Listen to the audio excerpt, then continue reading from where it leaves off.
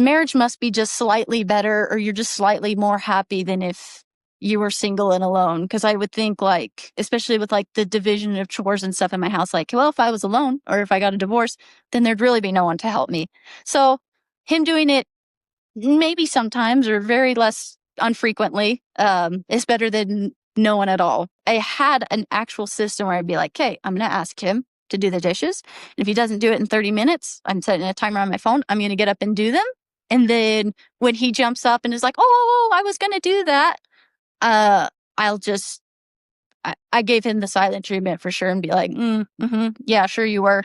And it would turn into cold wars where probably like the rest of the day I would just be ferociously cleaning and I wouldn't look at him or talk to him as his punishment. Real women, real marriage turnarounds. This is the Empowered Wife Podcast. My guest Lisa and her husband fought about parenting a lot. He was always working, leaving her to do everything at home. But Lisa did a 2-week experiment, and now their marriage is magical. Even with some life challenges, they can do anything together. She's going to tell us how she did it so you can do it too. Lisa, welcome to the Empowered Wife Podcast. I'm so excited you're here. Thank you. All right. So I'd like to hear about what it was that attracted you to your husband. How did you two fall in love? Well, we met on a blind date. Some mutual friends of ours set us up, and so we met for sushi for our first blind date. And so we started off long distance. He was we were about three hours away from each other, and so we just kind of had this like love on the weekend situation where we just we just wanted to see each other so bad through the week as we were working, and then on the weekend we got to see each other and we take turns visiting. And I don't know, it was quick. We fell in love quick. We were engaged about 7 months after we met, married 3 months later about.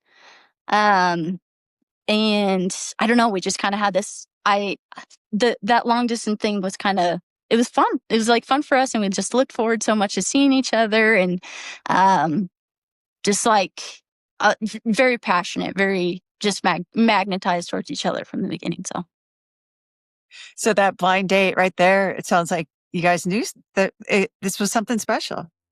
Yeah, I think so.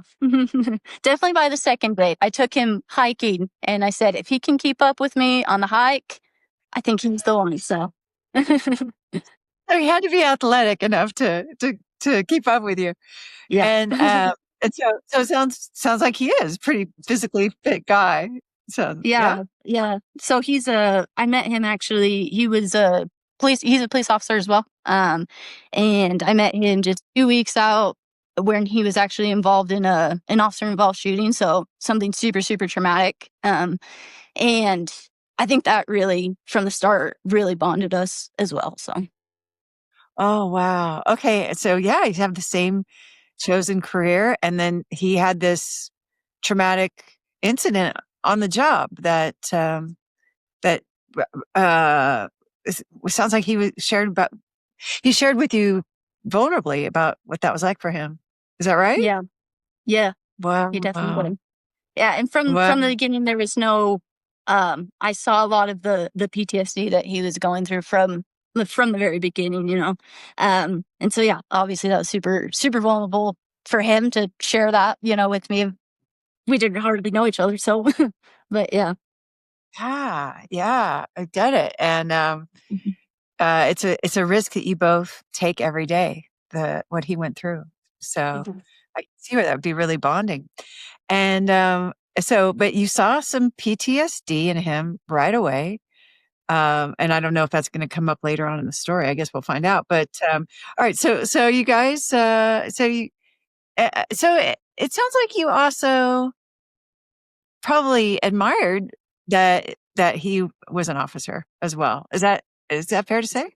I don't know. Like, looking back, obviously I didn't see it, but I could see, as I look back now, I see the control that I had from the beginning. I told him, like, are you sure that you really want to do this career? Do you think that you'd be a present father? You think you'd be a good husband with just this high, demanding career? And I really, I wasn't a police officer yet. Actually, it just him, and so I kind of put that in his mind in the beginning that I didn't think that he'd be able to be a good father or a present husband, because of such a high demanding job that he did. So Oh, wow. So you were not yet an officer and he was. And right from the beginning, you had, it sounds like a little spouse fulfilling prophecy that he wouldn't be present as a husband and father. yeah, I Is that see. right? He had a yeah. He had an uncle that was also a police officer that he's very very close with. And when I would go down to visit him, that's what we did. We hung out and rode horses with his uncle. And right at the beginning of our relationship dating, it all blew up that this uncle had many affairs over the years, and it was just this whole big family thing and really heartbreaking to my husband. And I whipped out the control again. I said, if you ever did anything like that, I'll take everything. I'll take the kids and I'll leave and you'll never see me. So I said, so I said the ultimatums, the boundaries and ultimatums right from the beginning, obvious. And I thought that I was doing great. I was like, I'm so good at relationships. Look at me setting these healthy boundaries. And yeah. So I love it.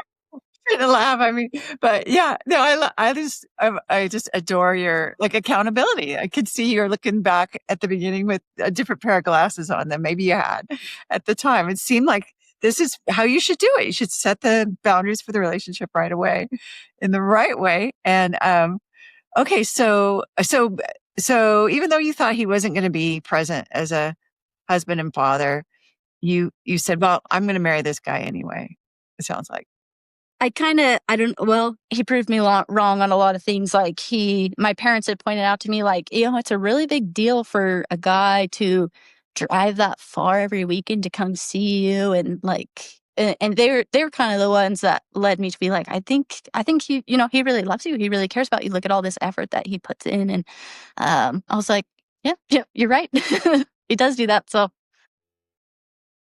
So your parents liked him right from the beginning, it sounds like. yeah, yeah, they did. Mhm. Yeah, he sounds really sweet too.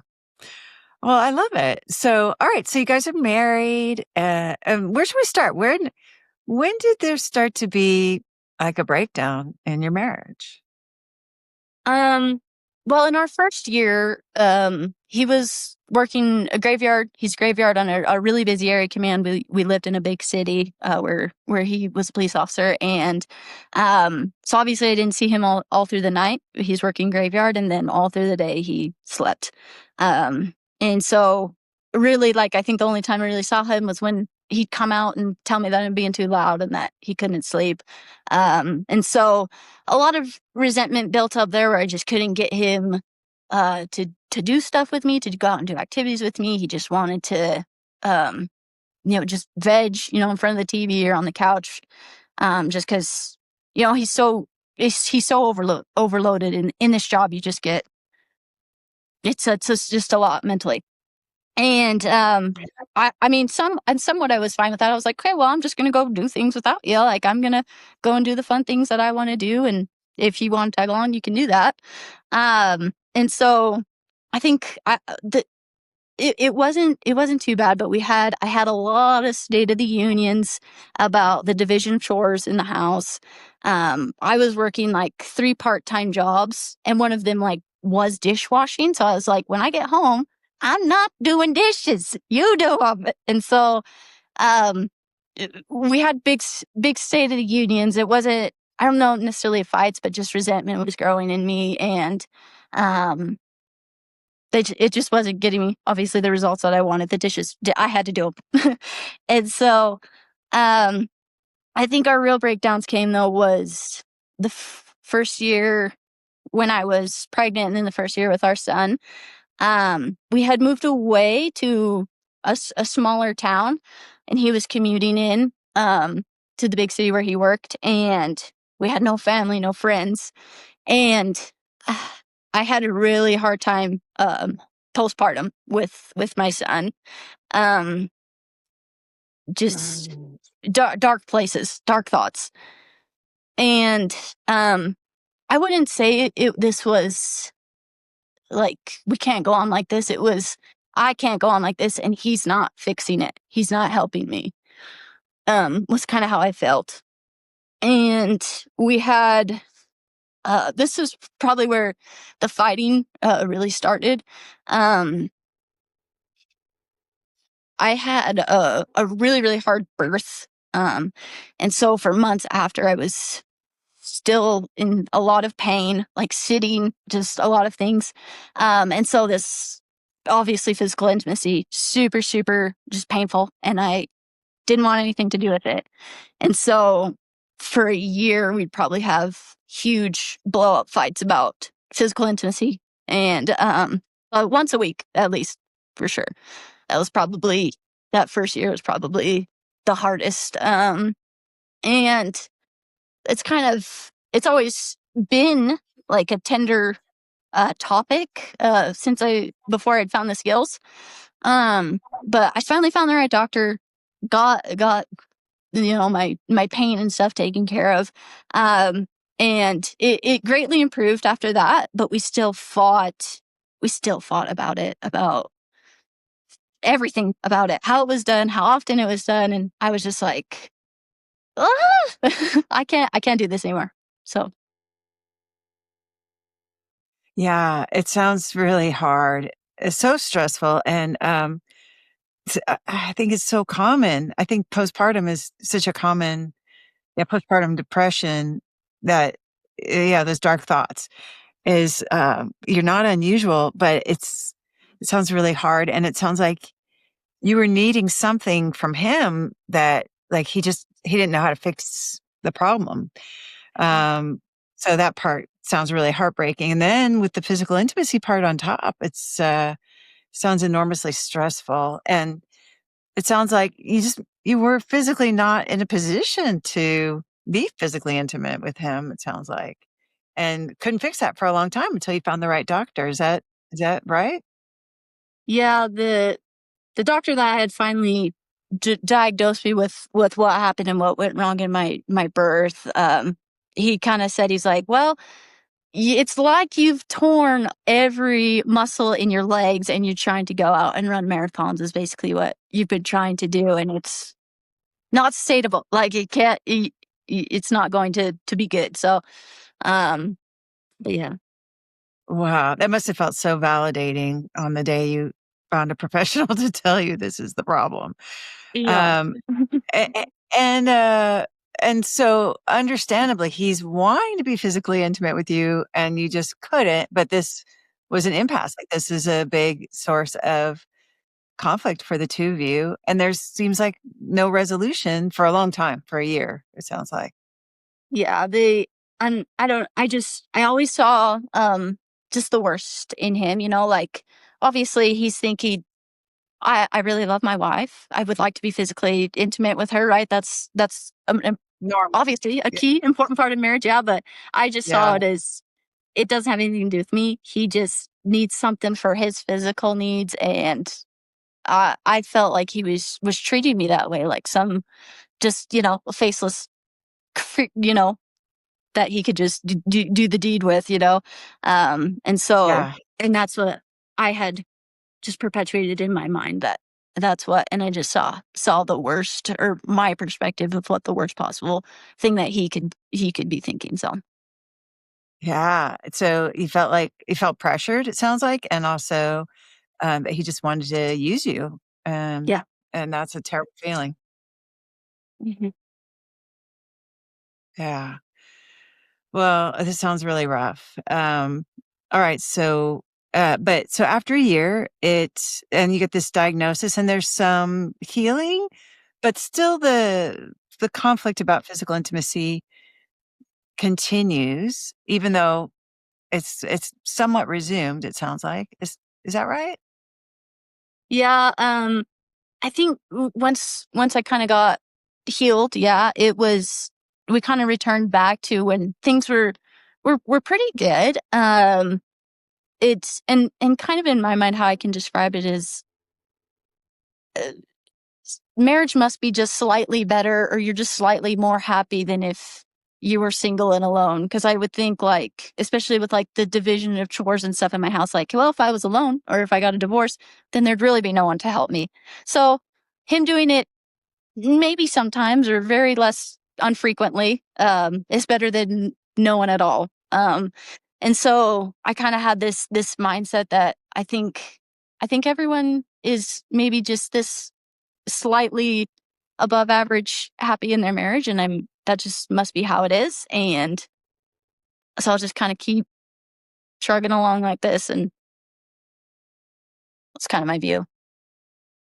So, so you were feeling like he wasn't giving much, but you were, I mean, I'm going to say grateful, right? You were grateful for what you got, but Yeah. but I also hear, I guess some resentment that he sure wasn't doing much.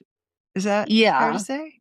Yes, Yeah. I would greatly have great resentment in me, and it would turn into cold wars where I'm a very just like system oriented person, like, lists and so I had an actual system where I'd be like, okay, I'm gonna ask him to do the dishes. And if he doesn't do it in 30 minutes, I'm setting a timer on my phone. I'm gonna get up and do them.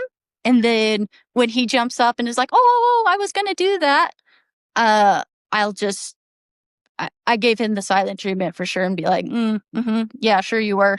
And it would turn into cold wars where probably like the rest of the day I would just be ferociously cleaning and I wouldn't look at him or talk to him as his punishment for not doing his chores.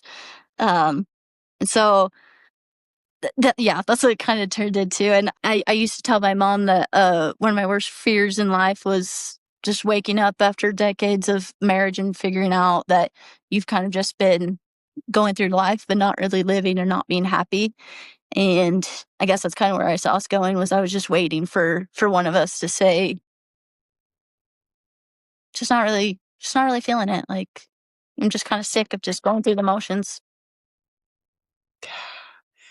I mean, I love this story. I just relate to it so much of asking him to do something, setting a timer, and then when he doesn't do it, you do it yourself, and then you punish him, right? For with the silent treatment. I just feel so connected to you. I'm like, oh, like I wasn't the only one that did stuff like that, and it was just kind of endearing to hear um, about your like what went on at your house because it's so relatable. And then, but I really hear this deep sadness about going through life and just going through the motions and not feeling happy, not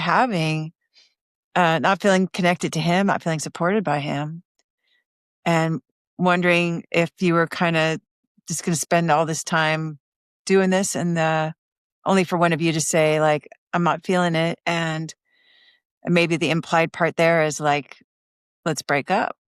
Is that, is that what you're thinking?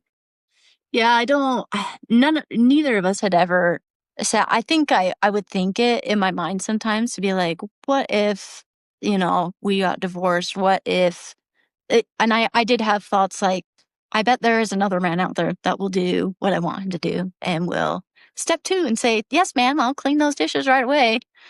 Yeah. And so I did have kind of those thoughts, but I don't think that they last long. I'd brush them off pretty much immediately and be like, nah, no, I don't. I believed, or I thought that everyone that perceived to be happy or have a happy marriage, I thought that everyone was kind of just like this. Like, there's maybe slightly above average happy. And I just wanted to say this real quick, but we just really have this interesting dynamic in our house, both being the jobs that we have, because our jobs, we go out, we're policing the streets, and we control people like all day long, right? I turn on my lights, I say, you stop when I say stop, and you do what I tell you to do, and now we're going to jail, and you're going to be okay with that, or whatever it is. And so both of us have this at work where we're just used to, we're alpha, we're in charge, and then we came home and we both tried it, and it was just, yeah, it just wasn't, it was really hard. It was really hard for us to manage that or turn that off when we got home. And both of us, we just live for this career. We love it so much. So we come home and we talk about cases and we talk about laws and we debate things. And so it just, all of our friends are police officers. So we go socially and we hang out and we're talking about cases and we're talking about the day. And so it can, the biggest problem by far that I have had is realizing what kind of control relinquishing my control is definitely one of the biggest eye-opening things that I saw. So Well, it makes so much sense because that's what you do all day long. That's what you're paid to do. You're a professional controller at yeah, work. And so is he. And so is yeah, he. So, it's pretty hard to turn that off. And you're even saying, and all your friends, same thing, right? And this is kind of what you guys talk about all day long. It makes total sense that it would be pretty hard to switch off of a mode where, yeah, somebody jumps when you say jump, right? We're going to jail now and you're going to be okay with that. So if all you're saying is you're doing the dishes now, he should just do it. But that yeah, wasn't, yeah. it wasn't happening that way. So, uh, so you'd be giving him the silent treatment for not responding to you call it control, but things do have to get done in a house, right? Especially when your son was born, there's a lot to do. So yeah, so then there'd be a fight about that, I imagine. Yeah. And I think I really don't believe, like, in the aftermath of this that my husband has really changed that much. Um, I just think that my perspective has changed. I think that um he was doing so much for us and so much for the house, like, but I just chose, I didn't see it. I chose not to be grateful, not to have gratitude, and not to really see what he was doing. So Lisa, you're amazing. You're so, that is very endearing, and humble of you to say. But okay, so I have so many questions. So, all right, well, and you guys were fighting about the parenting too. It sounds like. Tell me a little bit yeah, about. yeah. When I was reading your book, and you talk a lot about how not to step in, when your husband is parenting children. And, like, I set that down, and I called my friend who I was reading the book with, and I guess I can explain this, but, me and my good friend, we've moved away, and we read books together. That's what we do to kinda stay in touch. And she suggested this book for her next pick, and she's like, "I've heard that it's life-changing. It's called The Empowered Wife." And I was like, "Okay, cool." And I read a ton of books. I read and everything. I read self-help, marriage. I read so many books. And I'd be, like, reading these books, and it would say, like, "Well, the key is to have good communication with your husband." And I'm like, "Yeah, no crap. How do I do that? I don't know how to do that." And so and so I was reading your book, and I the first chapter, where you're kind of calling out women, saying, like, "Hey, we need to be more accountable in our marriages." I called her right away, and I was like, "Hey, this woman might be losing me. Think I might have to put this book down." But she was a little bit further ahead of me, and she's like, "No, keep going, keep going. It gets really good." And I'm like, "Okay, I'll keep going." Um, but I remember getting to this part about parenting again, and I had to set the book down, and I called her, and I said, I was like, "Well, what does this woman know? She doesn't have children." Right? I said that to her. Um, and because I didn't, I just really thought that I had to be this protector over my kids against anyone. And um, obviously, in our jobs, I see horrible things. And just I see kids being victims of a lot of those things. And so as a mother, but then also, I guess, in this job, it got amplified. Um, where, and I tell my husband, like, I'll protect these kids from anyone, and I'll even protect them from you. And so, it was kind of difficult for me to understand that he just wants to love and protect them too, and I don't need to be this savior type advocate for them, because he also has their best interest too. And so that would be really, really hard for me to like not step in just with simple disciplining or just raising his voice to them. I had to jump in there and be like, no, don't talk to them that way. Don't do this. Don't do that. Um, and so, and it came to light in this book, but it didn't really click for me until maybe a few months later after I had read your book. We, our police department pays for like us to go see therapists and counselors. And so we'd go separately, and then the next month we'd go together, and then the next month we'd go separately. But he said in one of our sessions that I had made him feel to be a really terrible father, and that I didn't trust him. And so I think that's probably when it really, really clicked for me with the parenting stuff. So, Wow, Lisa. It makes so much sense. Like, you see the worst of humanity in your job when it comes to kids. You see how much they need protection. And these are your own kids, and you're their mom. And oh wow, it is big. And what do I know? I don't have kids. It's absolutely true. When you were reading The Empowered Wife, I totally give you. I mean, of course. Why would you give that any credence? But I think you were so open and just so amazing to really tune into him when he shared that in therapy. That that you could see how bad he felt when you were trying to protect them from him yelling at them. It sounds like such a tender thing that you're sharing with us. Really beautiful. Yeah. Wow. Amazing. So when he said that, what did he say in therapy? He said, say it again he said that about the parent. I had made him to feel like a terrible father, and that I don't trust him to parent the kids at all. Like a terrible father, and you don't trust him. That you don't trust him to parent the kids. Yeah, and you heard it. I mean, that's a big thing to hear. It's normal and natural to be defensive about that, but you weren't. You just decided to. It sounds like you decided to change the way you showed up as a mom. Is that right? Yeah. Yeah. Wow. Amazing. All right. So, okay.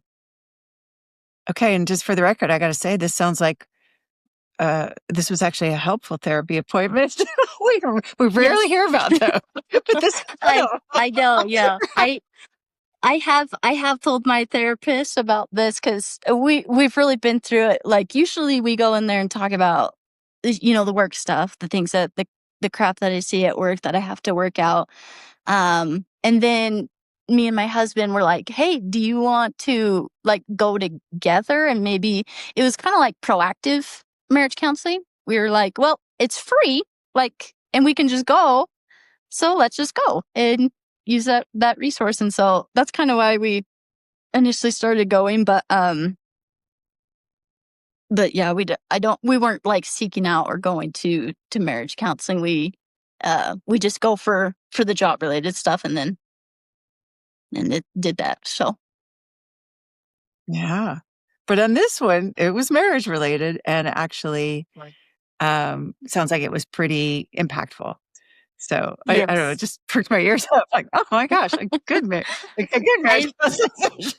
I don't know, honestly, though, that I don't know that it would have been or it would have been good if I hadn't read your book, because I do know that if that would have happened prior to me reading, I would have jumped on him immediately and been defensive. And yeah, so Okay. Okay. Wow. Well, it's really impressive to me that you weren't defensive, because that could be a big ouch for him to say that. So that's what really struck me about that. So what did you start doing differently after that with his parenting, I guess? um you know, I would say I just I guess I would try really hard to look for his heart message.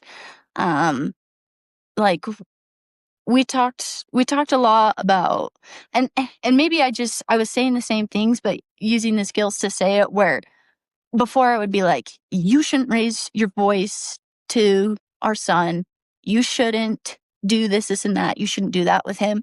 Like, I would start to frame it differently, and I would say, I would love if our children felt just loved and respected in our home. And if they felt, and I would love it that they felt that our home was a safe place for them. And I would love that we felt like a safe place for them.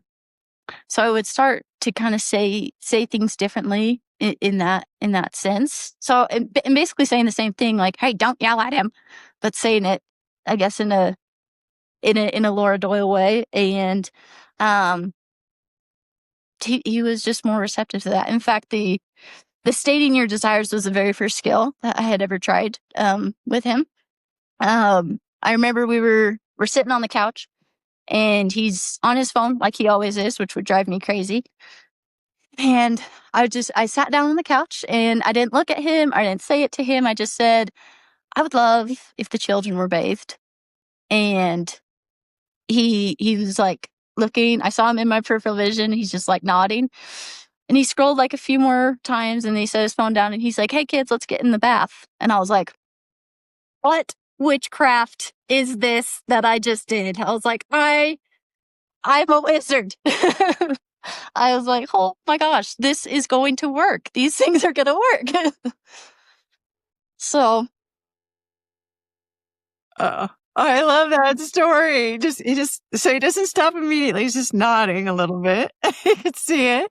And you just kind of waited. Maybe you could have set your phone timer for 30 yeah. minutes or whatever. uh-huh. He would have passed. He would have made it this time. Mm-hmm. So he made them. How cool is that? So, and you were shocked and, but Yes. exhilarated, it sounds like too. I love Yes. it. So, and that was the very first time you expressed a desire in a way that inspired. That was what you were using that time. And he responded Yeah. really well. Okay, super exciting. So, did you, what did you do from there? Did you like play around with desires more, or did you like try other skills, or what happened Yeah. next? So the desires and gratitude and really like the relinquishing control, I think, were the ones that really came easily to me. Um, Gratitude was easy. I made the big list right away. I gave it to him because it's so easy. It was so easy to be grateful to him, because he's quite amazing, and he does do so much for us. And so that was easy, and he loved that. Um, he was he was really touched, that I had made this big grandmaster list. And then I kind of started focusing, like I would try and focus on like one skill a day. And so today I was like, I'm going to be uber grateful, and everything I'm going to text him right away and be like, thank you, thank you, thank you for doing all those things. And then the next day maybe I'd focus on something else. But the control really came easily because I think it was such a relief. I it, so I just would stress myself out so much with trying to control everything. Like one of the biggest things was him and my older sister just really have never gotten along from the beginning. And um that's a very important relationship to me. It was. And I, I would put myself right in the middle of their arguments and fights and try and work it out and, be this middleman to how I can fix it and make them like each other and want to hang out and be best friends. And it just never ever worked. And so it was just all this control was just bearing such this big weight to me. I guess when I just had you or had someone say like, "Hey, it's okay. You don't need to. You shouldn't, in fact, be in control of the things that try to be in control." Um, I was just like, "Oh, thank you." Like almost. Um, so that those came relatively easily to me. Um, the I hear yous and the I can't self-care for sure. It's even self-care I really have a hard time with a year later after discovering and practicing. But the I hear you phrase was more like in retrospective after we'd have a little tiff or a little argument, I would say like, "Oh, that was the time to say the I hear you." Um and I think I've gotten uh really really better at that. Um the I can't was really hard for me too. I remember like I would just say, "Oh, yeah, I can do that," because I wouldn't feel resentment. I'd be happy to do that and happy to help you. And then the first time I tried it was we were going camping, and he had told me that he was going to hook up the horse trailer. And he calls me, in a panic in the middle of the day and said, I can't get over there to hook up the horse trailer. You got to go do it." And I was like, "I can't." And he was like, "What? Yes, you can. You know how to do it." And I'm like, "No, I can't do it." And he kept going, kept going. And I was like, "Okay, I'll go out and do it." So I try and go and hook up the horse trailer, and I end up damaging the truck. And so I'm raging. I'm upset that I damaged the truck and I didn't stick to my guns. And so he gets upset, or I get upset, and he comes home to a porcupine, wife, when we're supposed to be going out camping, and having a good time. And I just told him, I was like, when I say I can't, it doesn't mean I physically can't do something. Of course I can. Like, I'm a badass woman. I can do it, right? But it means that I can't do it without feeling some sort of anger or resentment towards you, and I'm done feeling like that in our marriage. So when I say I can't, it means that I can't. And he said, "Oh, okay." And then from then on, we haven't had any other problems with I can't. Wow, I love this story.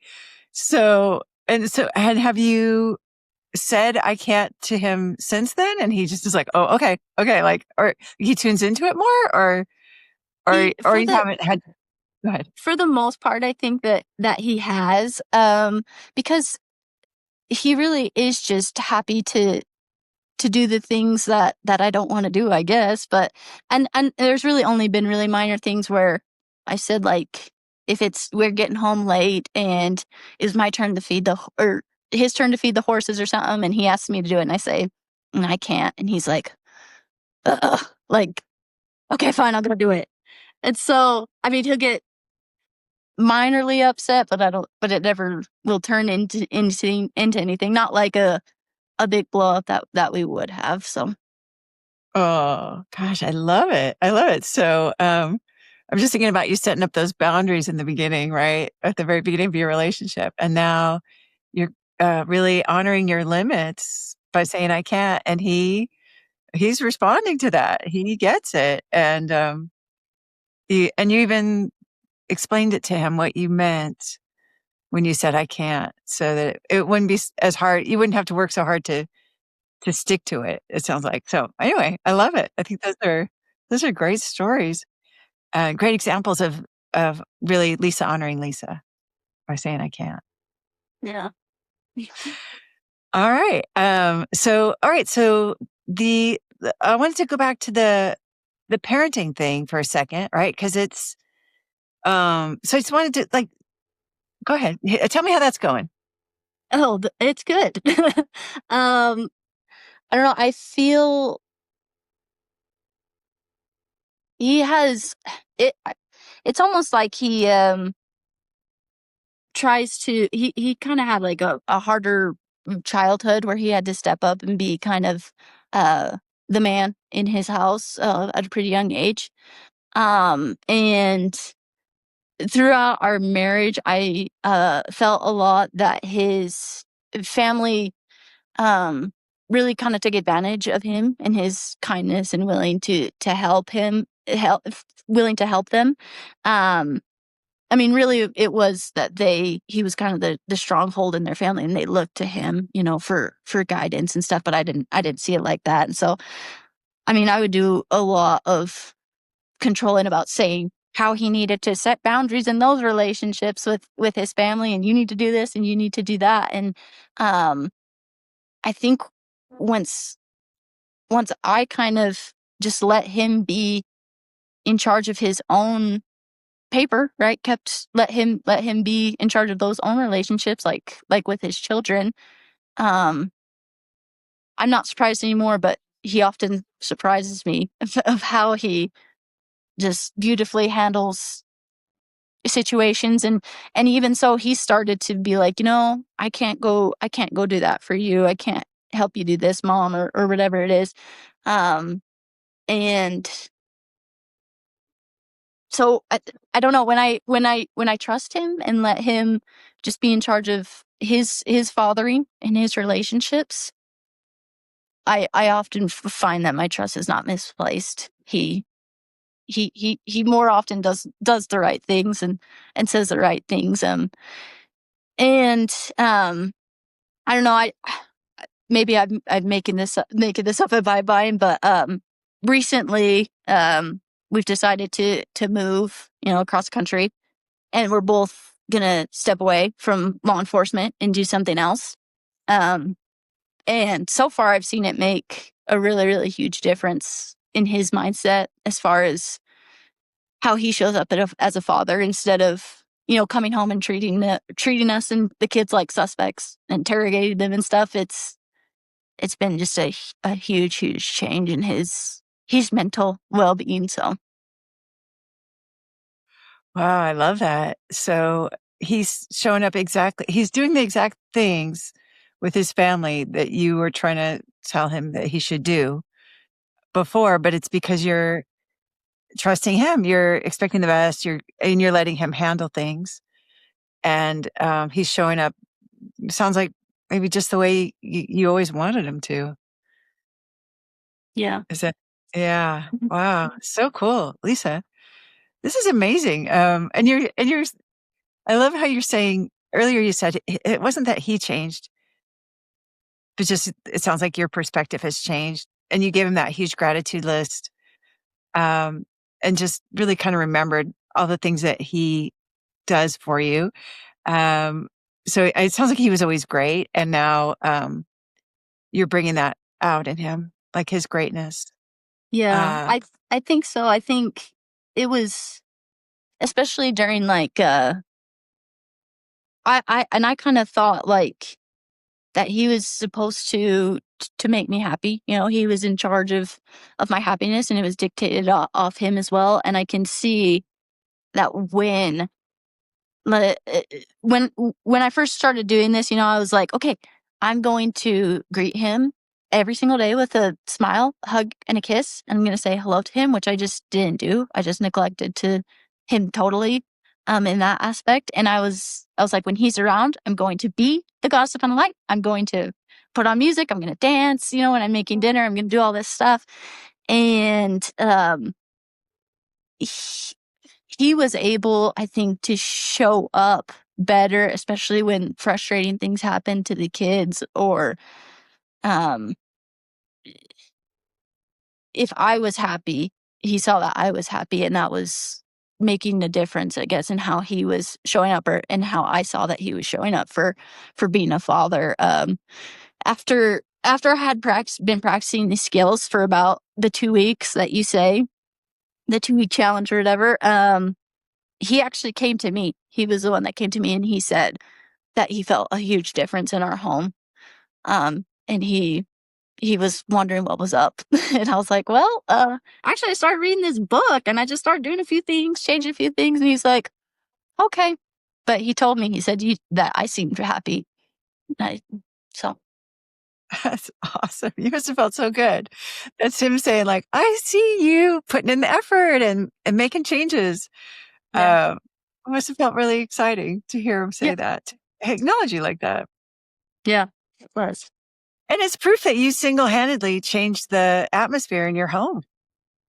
Yeah. And I think it came really at opportune times, like this a year later, when we're going through this move, career changes, and we've been separated for 3 months, just, having to talk on the phone. There's no way we'd be able to get through what we're going through, all the changes and the hard things, um, without me making those changes, I think, before. And we had actually a pretty big test in my mind was, um, about a month after I was reading this book, I had my first therapy appointment, and I told my counselor, I was like, I'm reading this book and it is amazing.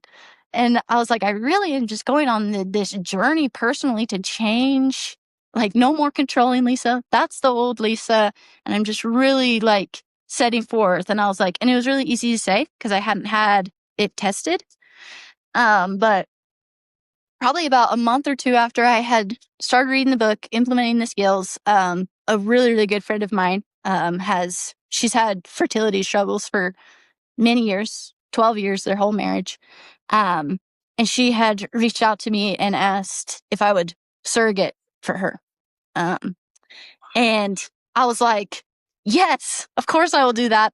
Amazing. Like, yes, I so want to do that. And Brandon said, or sorry, my husband said, no, that he wasn't comfortable with that and that he didn't want me to do that. I was heartbroken, like, to say the least. It was really, really hard. And he said too in a therapy that if I was to show up as my old self and be controlling and force him to do it, that he would do it for me. And I was like, but I'm not going to do that. And so it's like he was challenging me and waiting for me to fall back into the old ways. But I didn't. And I had actually, we're trying to work through this, and I was really trying to still, be the goddess of fun and light and be fun and happy around him. But I was like, no, I can't do that. I'm so angry. So I was so angry at him. I was on my computer here in my office and I'm signing up for the Ridiculously Happy Wives to get on the wait list to get a coach. Um, and, and he called me and said that he had talked to our friends that we're mutual friends with. And he said that he'd be fine if I did that. Um, uh, yeah. What twist? Yeah. Oh my gosh.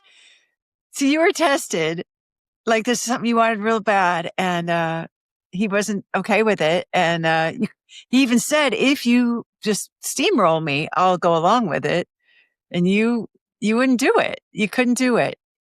No. You would not make that choice.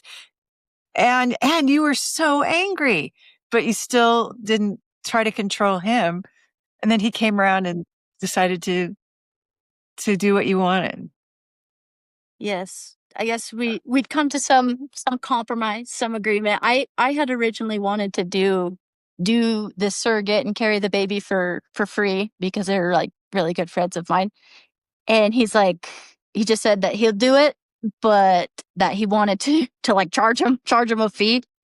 Um, and so that's kind of what I guess the compromise that we had gone to. And like throughout those weeks, in the aftermath, when he told me that he didn't want to do it, I just all I did was I kept saying my pure desires. I said, I would really, really love to do this. I really want to just help them get a baby.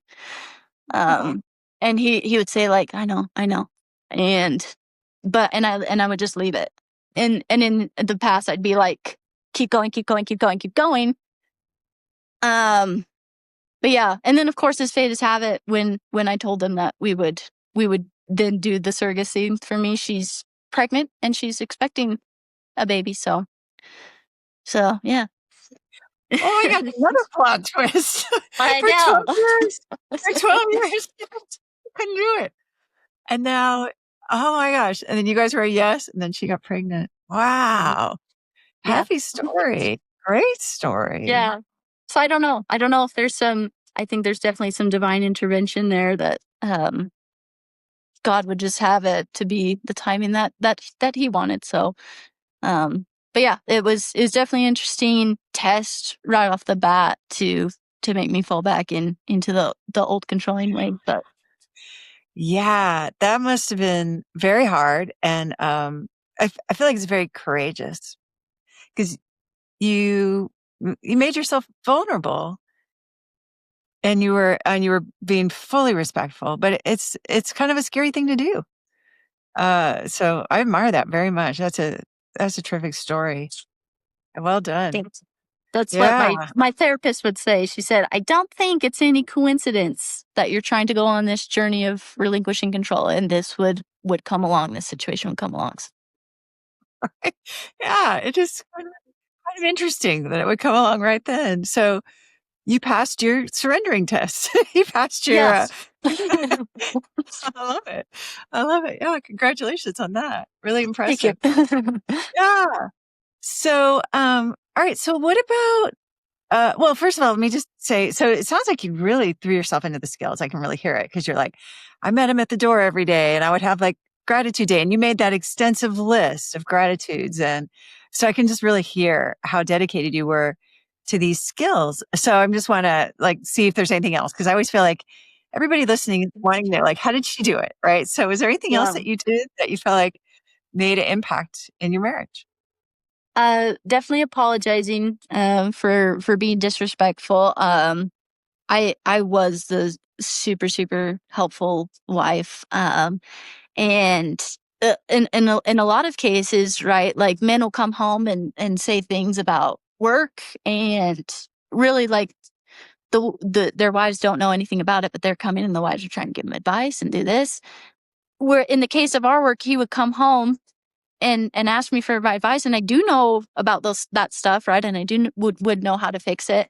Um, and so, but I would tell him exactly what he needed to do and how he wrote that warrant wrong, and doing all that doing all that stuff. And so, um, and so I do see how disrespectful I was in a lot of senses of almost, and I've seen it in like kind of the aftermath now of how um he a lot of times he doesn't like trust himself to make really simple and easy decisions about what he should wear and whatever it is. And I did apologize actually for saying like, I am so sorry that I've made this in you that you're almost not trusting of yourself, because I've just told you what to do, and I've told you've relied on me, to make all these whatever decisions. And so kind of restoring that, telling him like, no, you're capable. Like you can do all these great things,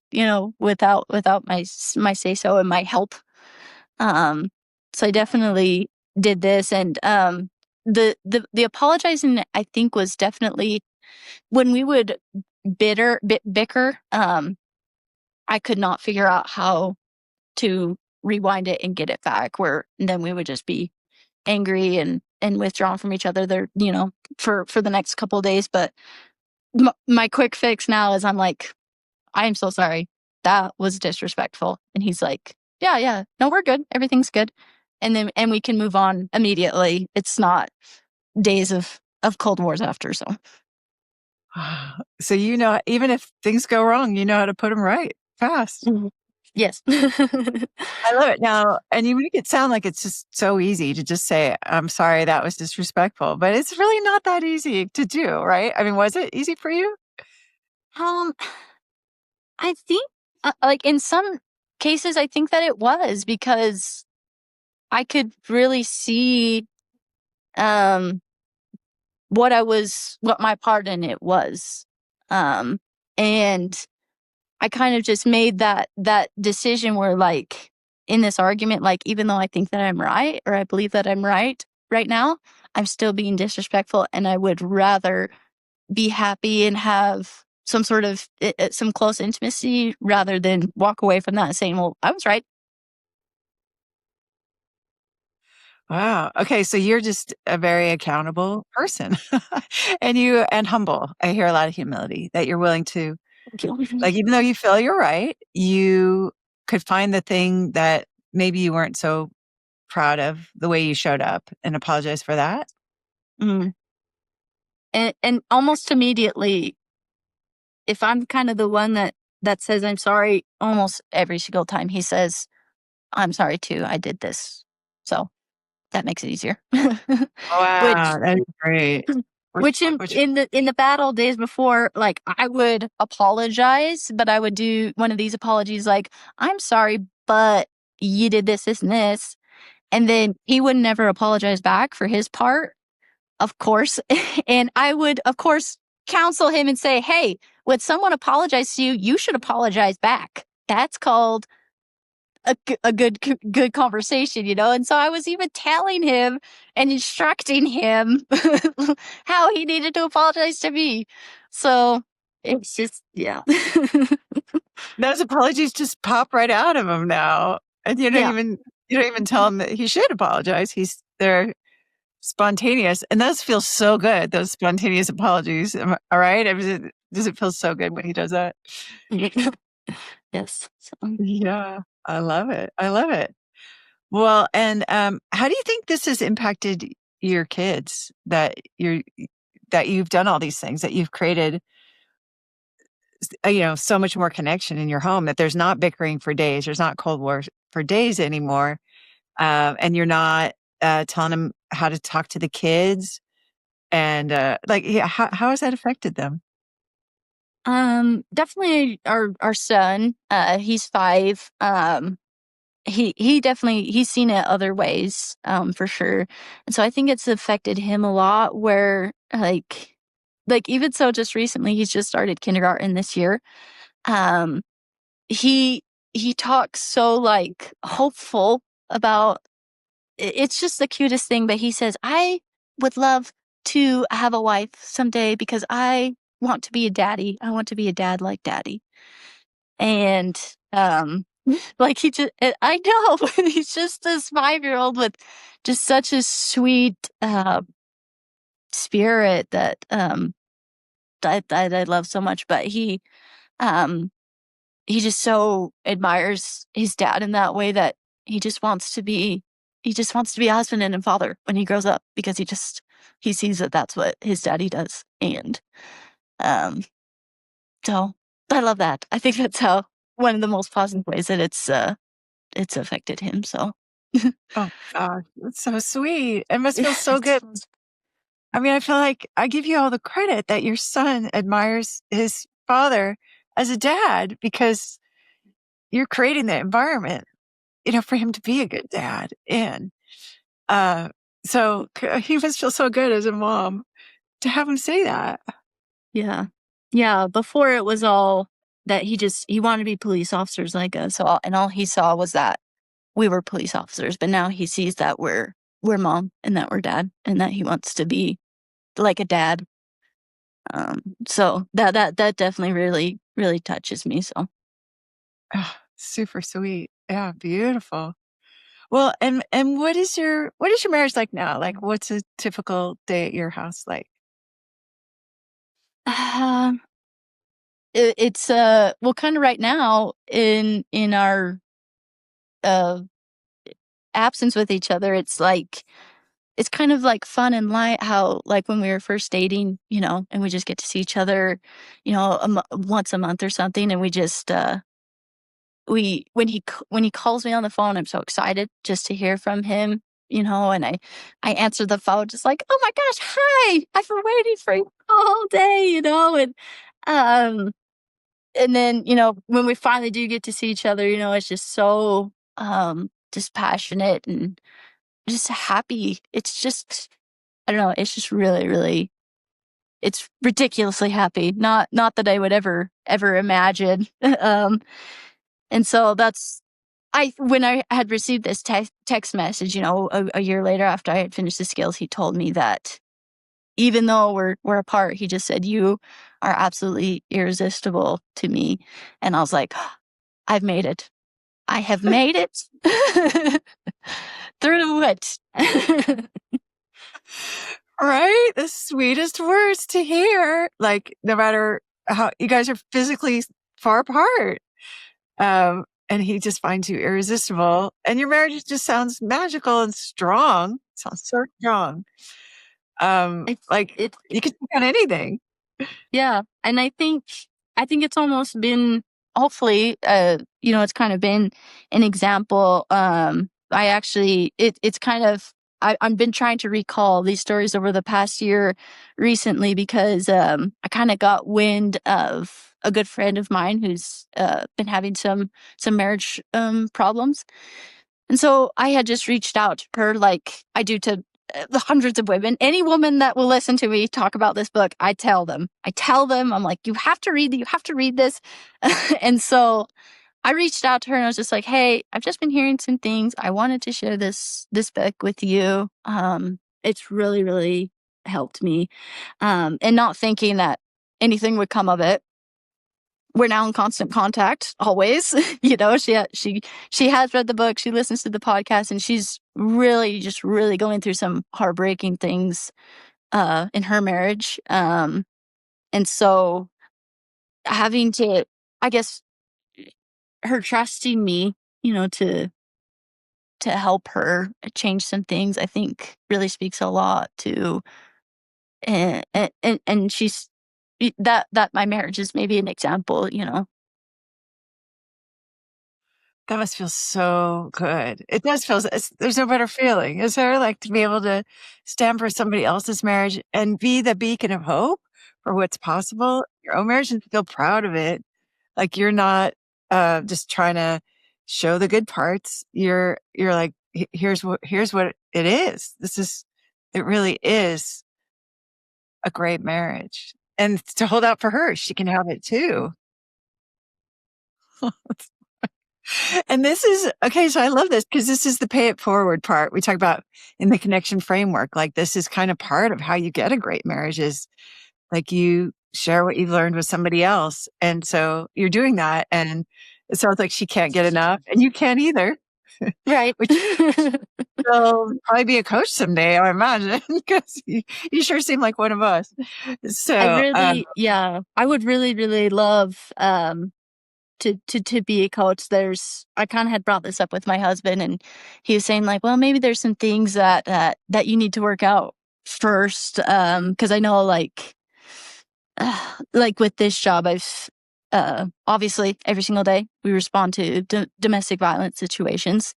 I remember this one podcast I listened to is maybe a year or so ago, but that it aired, but the woman, some paramedics had responded to her house after a domestic violence had gotten physical, and the paramedic looked at her and said, "If you don't leave, he's gonna kill you one day," or something like that.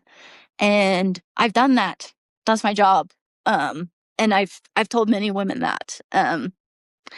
And only one, unfortunately, has turned fatal in my career, but it's up there. It sticks in my mind. So I think that'd be a great challenge to me to to s- to uh, to stand for a women's relationships when they're in that situation. That'd be a hard thing for me to definitely get over and have hope there. Um, just from my experience, but I've been so inspired by all those women that have come on the podcast and talked about that. That's been really, really inspiring to hear from them. And I've taken a new approach now for when I do respond to those things. I'd be like, hey, I have something that may help this situation, maybe something that can help you. Um, and so maybe in the future when I can work out that stuff. So wow, Lisa, that is amazing. And yeah, of course, it is so challenging, and especially, oh, you've even had the situation of one of those domestic violence incidents turning fatal. I know exactly which woman you're talking about. You're talking about the podcast. It's, it's Yuki's podcast, and she's a coach. She's a coach now. And, and, I just take great comfort in that, like Yuki decided what was best for her. Like she's the expert in her own life, even though that paramedic said, you gotta go. She didn't go. And so, we always just trust each woman to be the expert on her own life. But if she's not going to go, if she wants support, yeah, wow, how amazing! I'm so inspired that you've changed how you respond to those situations. You like and telling them to leave. I mean, I don't know how many of them left or didn't leave, right? But maybe I know Yuki didn't leave. Listen to her paramedic's driver, so. But I just love your your vision and the inspiration that I mean, and what a turnaround from, from being in the field every day and seeing it, which has got to be really hard, to actually seeing a possibility that maybe there's something different she can do besides just leaving or continuing to be in that horrible situation. Mhm. That's incredible. Uh, Yeah, Amazing. I think it has come a long way because I've definitely, um, I would, I would pass judgment on them and mock them and be like, what, like, manipulation or whatever are you under, right? And again, just thinking the absolute worst of the husband or the man. And so it's definitely taken a lot to just to change that perspective and be like, "Man, I'm not here to judge or to even, like, get you out of this situation. I'm here to help you," right? That's what a police officer does, is that we're going and we're doing to and I guess I had in my mind of, like, this is the only way that I can help someone is taking them to jail or whatever it is, but, um, no, I've just seen there's other ways. There's other ways that you can help someone, so Lisa, amazing. So moving. You see other ways. I mean, that speaks volumes. And yeah, I mean, you've lived this transformation in your marriage where you had no such problems like that, right? Like your family is very normal, I would say. And but it's giving you an expansive view for what other women can accomplish, mm. because of because of the transformation you've had in your home. So I'm very impressed. That's what I was kind of, hesitant to actually come on the podcast because you hear about all these incredible women's stories, and they've been through horrible, hard things, through the trenches, right? And I was like, "Well, I don't really know that I have, like, a story to share or to tell because I haven't been through any of that." So I kind of felt, like, inferior coming on here and just because 'cause I've just always been so inspired by all their incredible stories, and so, um, but yeah. Yeah.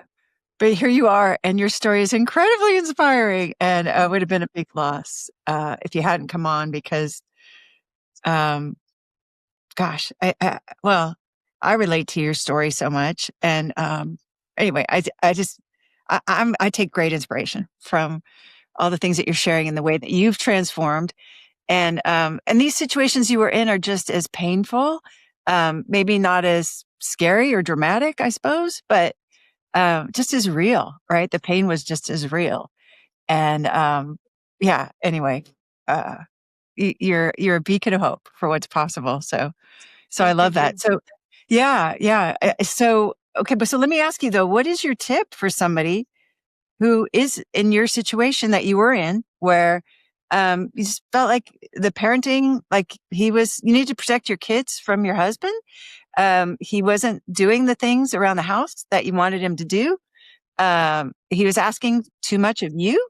And now she wants what you have now, where even though you don't get a whole lot of time together right now during this transition where you're moving across the country, you can't wait to talk to each other. And it's obvious that you are full of respect for him, and he does the things, he does jump up to meet your desires and make them come true. And your son wants to be just like your husband and be a daddy, and a husband. What should she do? What's your tip for her? Um, I mean, besides the obvious of just practice throwing yourself into the skills and just believing in them and trusting them and applying them. Um, I would say that I was so critical of myself instead of just being accountable for what I should be accountable for. So I would say to not be your own self critic, where you just tear yourself down of what you're failing at and being hypercritical of yourself, but to be accountable where it's constructive and you can just make positive changes instead of just um yeah, just tearing yourself down, I guess would be what I would say. Okay, that is a wisdom bomb right there. Let's just pull that apart a little bit, because I really hear. So there's a distinction between being hard on yourself, being critical, um, kind of negative on yourself, it sounds like, versus just the parts that you want to be accountable for, like just the parts that you could say, "Oh, I'm sorry, that was disrespectful," or like you did it so many times during our conversation. Like you'd say, "Oh, I decided to show up smiling and give him a kiss because I hadn't been doing that." Right, so that was like an accountability. So, how did you come to that? Like where you weren't just like critical to yourself, but just could pick out the pieces that you really wanted to be accountable about. Um, I'm recalling a specific incident that kind of helped me, I guess, would be one of the main reasons I've seen a therapist since I started working is just to deal with the guilt that I feel of sending my kids to nannies and babysitters while I go work. And I think like a lot of that stemmed with the parenting problems that we did have, because I would say like, well, I mean, we're never here to watch them and raise them, so when we're here, we might as well be like really, really good and not yelling at them, not yelling at them as parents. And so I'm recalling a time where we had invited someone over for dinner. I just get off work. I'm rushing to get the house clean, do this dinner, and my husband walks in and he's like, I'm gonna go bathe the horses. And I'm like, what? I was like, I really need help right now in here, but I didn't say that. I was just gave him the silent. I was like, yeah, whatever. I guess I got this all handled. So I'm in the house. I'm in the house. The baby's screaming. We have two kids. So we had a baby at this time, and I'm trying to cook, and I'm looking around the house, and people are gonna be here in 30 minutes, and it's absolutely wrecked. And I was like, I I called him and was like, I'm missing some ingredients to this and I need them now. And he was like, okay. And he had found some in our camping trailer. It was like some seasonings or something. And he came in and I was just like, thank you so much for getting me these ingredients. And really just that gratitude that I had showed him completely just eased all that rage, I guess, that I was feeling. Um, and those people came and we had a great time. The kids played and we ate, and it didn't matter that that I was critical of myself for not getting the house clean for them or this and that. Like we had a great time. And so I was kind of just thinking about that of why am I being so critical of myself of how the house looks, and I didn't do this or didn't do that, but really I made this meal and I had friends over and we had a good time. So why am I beating myself up when everything's really fine? um so And you have a great marriage. yeah. You have all the important things. going. Yes. Yeah. Yeah. Great example. Great example of just, being accountable for what you could. You could reach for gratitude in that moment. And it really kind of meant letting go of, um, being stressed out about the shape the house was in. And that, Yeah. like, not holding yourself to an impossible standard of having to be the perfect person who works and has kids and makes the dinner and has a clean house, a perfectly clean Yeah. house. Right. Yeah. Great story. You're full of good stories. Oh my gosh. So what would you say if you could go back in time and talk to Lisa in the past and tell her what you know now? What would you want to say to her? um, I would just tell her, be like, to let go of those things that you can't control and just be in charge of you. And when you do that, when you have your house in order, the people next to you are just going to naturally follow that. So just like release that burden from yourself is what I would tell her, just to just release that control, because it'll be such a weight off. You know, that just reminded me, what's your relationship between your older sister and your husband like these days? Just curious. Um yeah, we